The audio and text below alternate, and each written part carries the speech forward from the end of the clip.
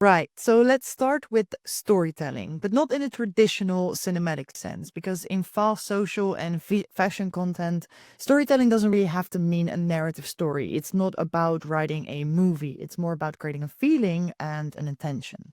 So even in the 20-second fashion trailer, I always ask myself, what is the motive? What am I trying to convey? What is the vibe I'm going for? Is it going to be sporty and fast? Is it going to be playful or romantic? Storytelling in this context is more about rhythm and contrast and repetition of the shots than it is about telling a story, if you know what I mean.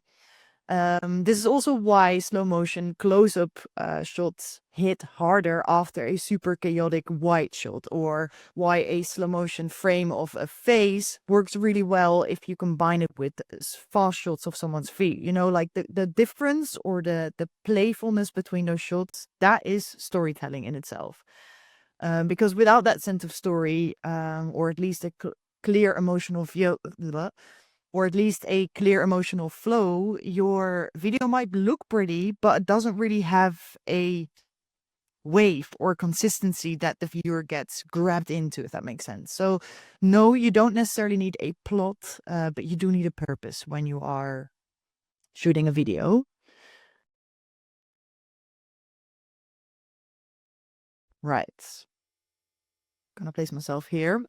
Just to give you a quick insight on what the difference is between narrative and visual storytelling. Narrative storytelling is more used in novels or feature films or short films and dramas, etc.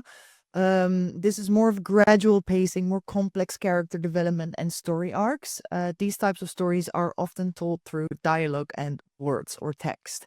But visual storytelling, like campaigns, music videos, social content, wedding films, the type of storytelling that I'm talking about, it mostly revolves around a theme or a journey. They're more fast paced and attention grabbing without having to use words of dialogue. So in this course, I focus on visual storytelling. Let's talk about visual storytelling. It's the art of telling a story without relying on words, and every visual choice you make shapes how your audience feels. So there's a couple of components to visual storytelling. I'm going to start with composition. The way you frame a shot can guide the viewer's focus and emotions. A tight close-up can create an intimacy or a tension within the shot, while a wide shot sets the stage and provides context. Think about where your subject sits in the frame. Center stage feels strong and grounded, while off center can feel dynamic or unsettling. These are all choices that you make within your shot without using words or having your character say something. Now, let's add color to the mix. Colors aren't just visual, they are also emotional. So red often conveys passion or danger, while blue can feel calm or cold. And it's not just about the individual colors, it's also about the contrast in your shot and how the colors complement each other. So a warm color palette might make a scene feel more inviting and warm and cozy, while heavy contrasts or more grayish colors scream urgency or cold or unsettling feeling. So you can use colors in your set dressing or styling, what your models are wearing, but you can also hugely impact your story with color grading, and I'll dive back into this subject later on. This is my favorite part of videos. Another way to tell a story through visuals is by using symbolism. Every detail in your frame can carry a meaning. A flickering candle, for example, might symbolize hope or fragility, while an empty chair could speak volumes about loss or anticipation, waiting for someone. But also simple things such as a car arriving or entering through a door can mean the beginning of something. You can use this as an opening for your story. So when you combine composition, color, and symbolism, you're not just showing your audience a story, you're making them feel the story. That's the power of visual storytelling, instead of just having to use words of like, this is the beginning, or Rose goes to the store and buys a cake. No, you can tell the story in a million different ways. So when you are making a short video that's only 15 or 30 seconds long, you don't need the entire list of this is happening and he's saying this and then that's happening. You can use these three elements, the composition, color, and symbolism, to just really get your point across. So if this is a campaign for a clothing brand, and the whole inspiration for it was Princess Diana, which I've done for NC and Nikki brands. Then you have a woman arriving in a beautiful car. She's walking through the castle, and then by the end, she's standing and kind of looking into the camera, kind of presenting the clothes. That in itself is also a story. I don't know who this woman is. I don't know where she's coming from, but the car arriving, her entering the castle, that's enough of a storytelling. It's a visual way of storytelling. Every single story has a beginning, middle, and an end. It doesn't matter how big or long your story is, we do need the structure of the beginning, middle, and end. So the beginning is there to establish a scene and to introduce the problem, the product, or the concept.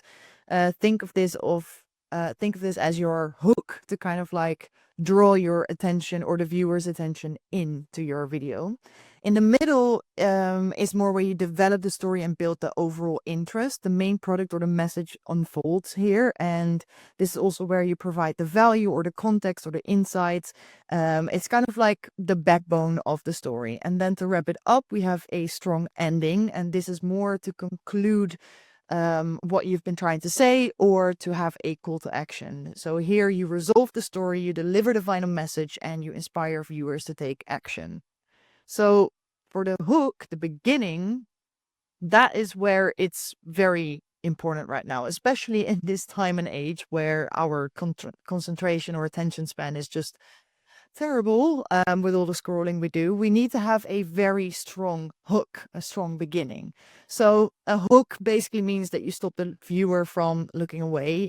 We need to use the first 3 seconds to present the visual striking image or something mysterious that leaves the viewer curious and wanting more. Or an intriguing question, a bold statement, or simply an unexpected movement from a camera or a person to attract attention. This is designed to draw the viewer in and stop scrolling. We need to make it interesting, right?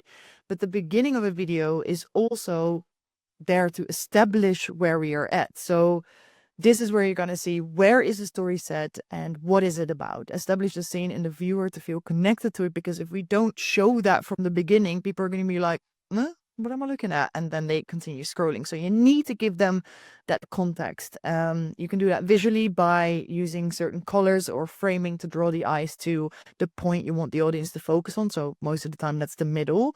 And this is also a way to introduce like mystery or drama or the end result, something to look forward to quickly engage the viewer. Often we want to build up all the way to this beautiful ending where we show the big release of what we're trying to create, but that sometimes takes too long and we need to get there quick. We want quick, straightaway results. So we often begin with the ending if it's more of like a build-up video to draw the attention in.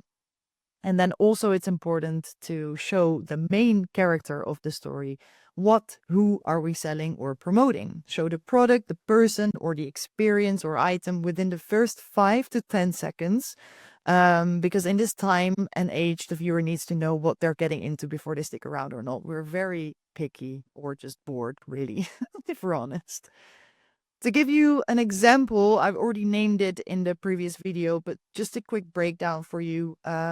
This is a video I did for NC and Fifth House.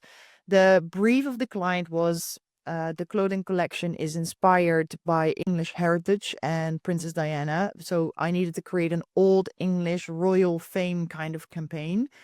So the beginning of this video, I'll show the video in a minute, is very focused on establishing where we are. We have a grand opening shot of the castle to kind of like set the tone. The colors give away that it's a bit gray, bit old, bit vintagey.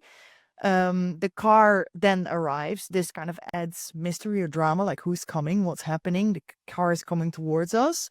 And then we kind of immediately introduce the theme of the video, which is paparazzi. So we have loads of photos of like click, click, click, click, click, the model, or in this case, Chantal Jansen, coming out of the car. And then the model leads the camera. And then for the rest of the video, the model leads the camera and shows the collection in different settings. But you can tell that in the first 8 seconds to grab your attention, I need to introduce all of this. And that looks something like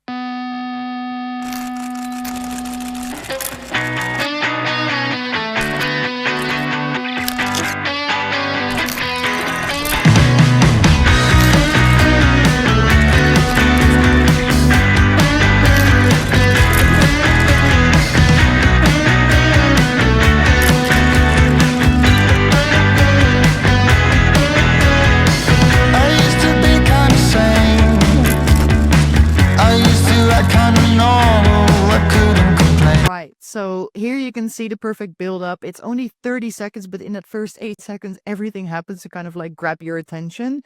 And I feel like it really works because it sets the theme for the rest of the video. Yeah, and it's on brand. Like it fits the brief. Then I have another example. Here, the video brief was a group of friends taking over the city of London. They're always in a rush to chase the highlights of the city. That's literally the storyline I'm getting from a client, or a storyline that you can come up with yourself. Like I said, it's not an entire storyboard or a shot list or whatever. It's literally that little alinea. And from there on, all we know from the beginning is that we have a city, in this case it's London, and a couple of locations that often the brand has thought of beforehand or you come up with. I'll take you through that process later. But also here I used the shoes coming up the underground as kind of like the hook. It creates a little bit of mystery of like, okay, what are we looking at? It looks a bit grimy, so it kind of sets the theme of the city urban vibe straight away. Then you see the iconic street of London, including all 3D models. So that's more like an establishment. We're looking at 3 girls in the city of London, story established. Like that's where we are right now. Then the theme of the video is more of like a urban ongoing, quick and spicy campaign. Yeah, I don't know how to describe it otherwise. And I kind of try to convey that with security footage and transitions, so that makes it feel like on the go and more flowy. The security footage is literally an old camcorder or like a little camera I'll show you later that I literally taped on a stick and held up high. And then later on I added the little time frames. And the transitions are simply me moving away the camera and moving in the camera, also coming back to that later in this course. And then the rest of the video is just high speed editing, everything shot on handheld to really create that dynamic feeling. This literally is a video that's 15 seconds to show an entire collection and visualize on the go and in the city feeling. And it looks something like this.